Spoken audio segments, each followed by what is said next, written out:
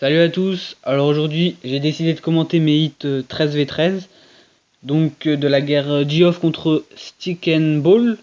Donc c'était la CCL Elite, le premier match des playoffs, donc on a gagné, voilà. Euh, donc c'est un 6 pack en drag bat, donc voilà, donc on va passer pour la première attaque.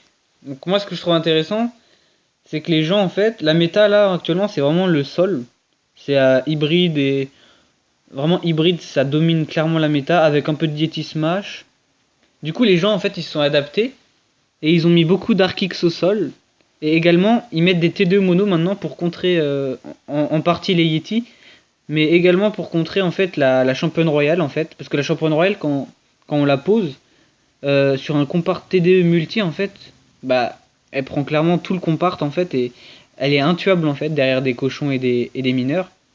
Du coup là en fait maintenant les gens ils mettent des monos pour contrer un peu tout ça, parce qu'une championne royale sur une mono, elle fait rien, elle crève en 2 secondes. Du coup, moi, ce que ça me permet en fait, d'avoir une nouvelle méta, en fait, qui est le dragbat, en fait. Parce que Arc au sol plus T2 mono, bah, on se rend compte que bah, c'est les deux trucs les plus faciles à attaquer en dragbat, en fait. Voilà. Donc, là, j'ai vu sur la base, donc mes strats après, elles sont un peu bizarres et complexes, mais donc, j'ai vu qu'au sud, enfin au sud, à 8 heures, si je posais ma championne royale sur cette tour d'archer, elle pouvait prendre tour d'archer, canon, entière et tour de sorcier.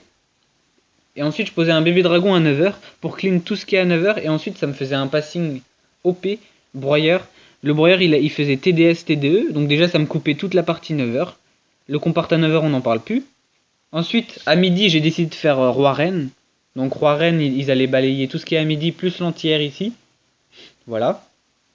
Ensuite, on voit ici du coup qu'il y a un chemin directement ici. Si je pose mes dragons vers ce canon là, et ben il y a un chemin direct vers l'HDV. Le broyeur il prend TDS, TDE mono comme j'avais dit. Et ici on voit au sud qu'il n'y a aucun dégât de zone. Du coup, bah, je vais faire un Batwave à 6 heures.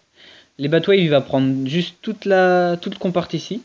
Et ensuite, quand la scatter elle va taper mes bats, bah, je vais geler la scatter en fait tout simplement. Et bah voilà, les dragons et les bats ils vont se réunir vers ce compart TDE. Et bah voilà, ça fait un perf. Donc c'est parti. Roi, reine. Ensuite, à 9 heures je mets géant championne et bébé dragon pour clean. Là, la championne, on voit qu'elle clean tout. Elle prend la TDS de justesse, j'ai eu chaud. La reine, elle prend l'entière, c'est parfait, c'est tout ce que je voulais.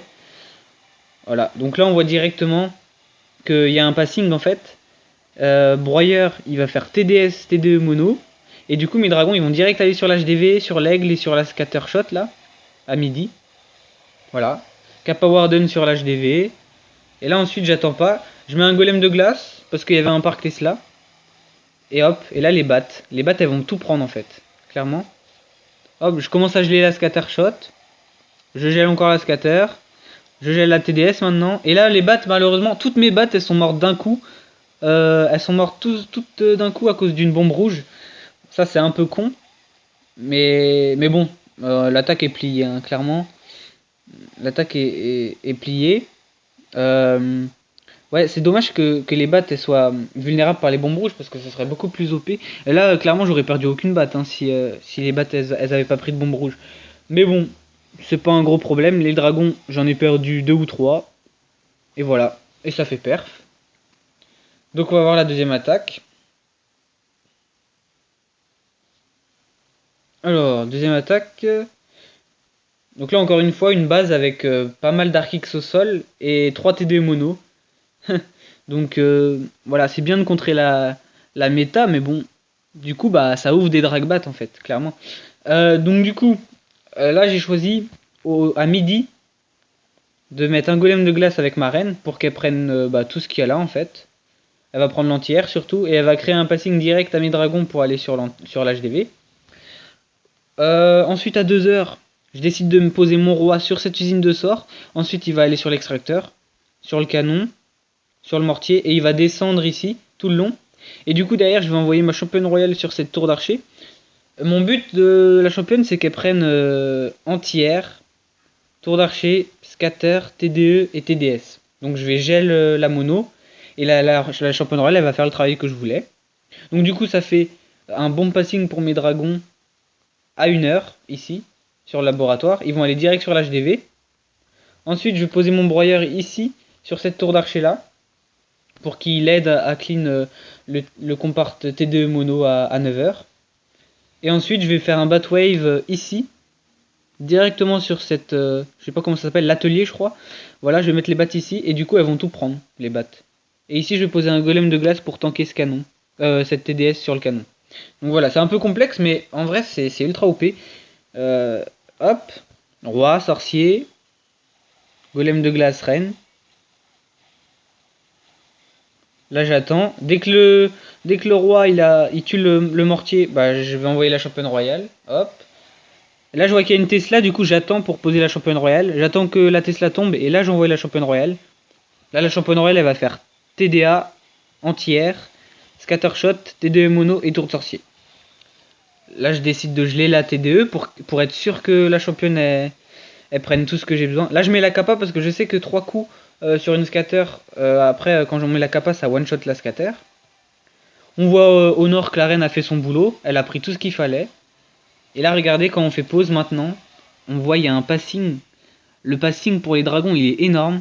Ils peuvent que aller sur l'HDV, il n'y a rien qui peut les embêter. À droite il n'y a plus rien, à gauche il n'y a plus rien. Voilà, j'attends.